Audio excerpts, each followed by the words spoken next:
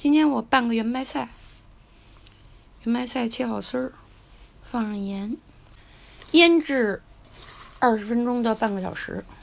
圆白菜呢已经腌制了20分钟了，现在我们来挤一下水，尽量把这水挤干了。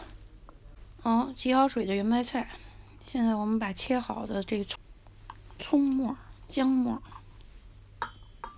还有蒜末都放到这个菜上面，切一个小米椒的圈儿，不用再放盐了。来呢，倒一点醋，现在我们烧一点油，油烧热了以后，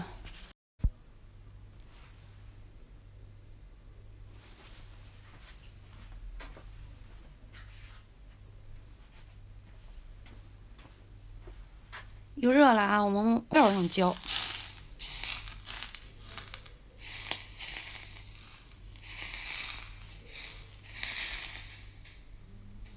已经杀过这白菜了，所以已经有咸味了。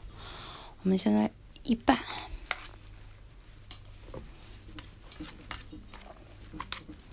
炝拌圆白菜做好了。